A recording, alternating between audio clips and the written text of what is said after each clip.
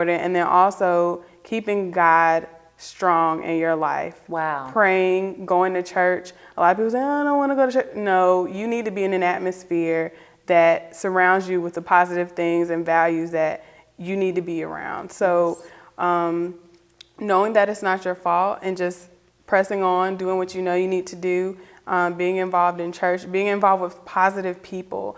When you have friends that aren't about anything and don't go to class or don't do their homework, whatever, it's gonna end up affecting you. Yes. You think, no, we're just friends. It's gonna affect you. Birds of a feather flock together. And yes. I have learned that over the years, you have to let some people go. Yeah. Oh. And I mean, it may be hard at the time, but when you look back and you realize that person did not have my best interest as a friend, you just have to let it go. Exactly. And you're either on the way or you're in the way. Right. You know, really. Right. And sometimes it's a process. It's a process, and you don't just get there. You don't just get there. But, I love what you just said. Some things you have to relinquish. Right. And that can be, difficult. But there's seasonal changes. There's seasonal changes to get you to that place called there. Focus. People always say focus. What is the definition for a college young lady when she says focus?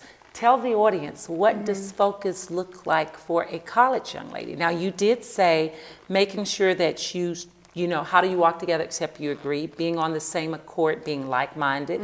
And if you're skipping, I'm sorry, but I have a goal. Right. I've decided my life is pretty much mapped out, not all of it, but you have a path. So tell me, focus. What would you tell the young lady that's struggling? Maybe she's struggling between, and I'd like to talk to you about that in the second part.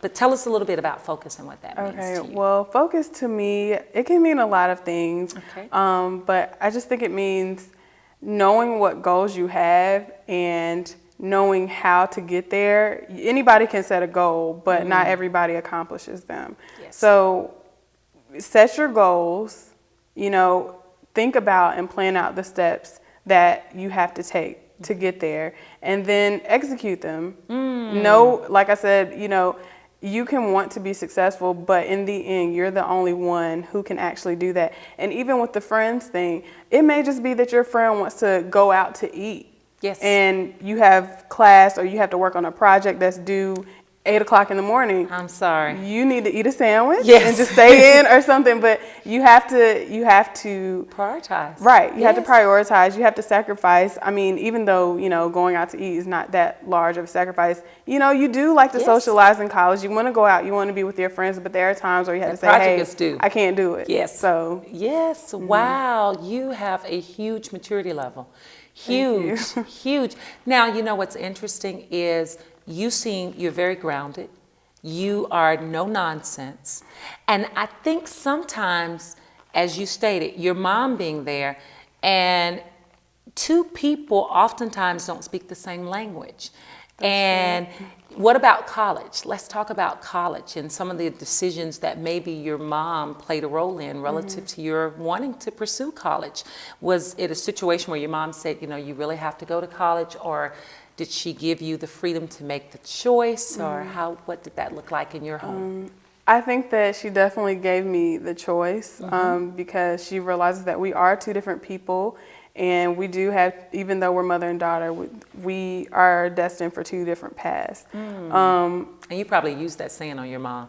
So look, you're good. You probably used that because you know what? You know that your mom has instilled those values. So you go, well, this is a way that I can suppress her momentarily. Momentarily, we're destined for two different paths. So don't try to use that line on your mom. Yeah.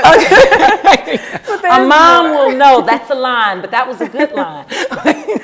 But, saying that my mother's side of the family, not everyone went to college, but everyone, either they have a degree or, they went on to start a business or do whatever it was that they set out to do, and they were successful at it. And that was something that I saw through my mom's side of the family, that I was like, hey, why wouldn't I want to do that? Yes. And like I said, it was a choice, but college and education was always a positive thing. There are a lot of parents out here who just drop their kids off at school, don't talk to them about their day, or don't talk to their teacher. What's your teacher's name? Exactly. Exactly. They're not involved in the school. So if your parents not involved, then okay, why do I care about school and getting an education? That's true. So, you lead by example. Now let me ask you, did your mom, because it's interesting, oftentimes, as you said, and it's beautiful that you've made that observation at such a young age, because a lot of parents do drop their children off and go, you should be making better grades, and I expect for your behavior to be better, and I'm going for a conference, and then they go, baby, what's your teacher's name again? And that's sad, but I know beyond a shadow of a doubt that your mom was very instrumental in your life. Very instrumental, and it has obviously, I mean, it speaks profoundly. It speaks profoundly. Dating. Uh-oh. Of course we're going to talk about dating because you are such an example. Now, I know that your dad wasn't there mentally and emotionally. Did that play a role in some of the choices that you may have made relative to selecting certain dating partners? Definitely. I feel like when I was younger, thanks for sharing. I feel like when I was younger, you know, I wasn't necessarily allowed to date, but I did look at different guys and like, oh, well, he's cute. But that's really all that I saw when I was younger, and that you know, that was when they get old. So it diminishes some. But yeah, that was a big thing, and that was every girl in middle school and high school. You're just, oh my gosh, he's so cute, and that is what you go on. That's why you want to get to know that person. But I'm only a junior in college, but I've learned a lot as far as guys, and there's a lot more than physical. There's mental, goal oriented. You have to be like-minded. You can have friends or whatever, but as far as dating, if you're not on the same level, it's not going to work. No.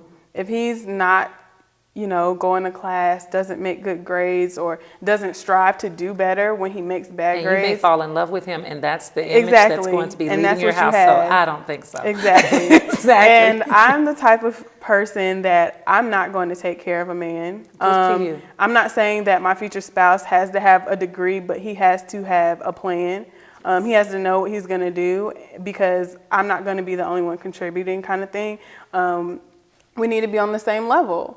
So that is just a really big thing for me. Some people are like, oh, you're shallow. No, I have standards. Yes. And you have to have standards.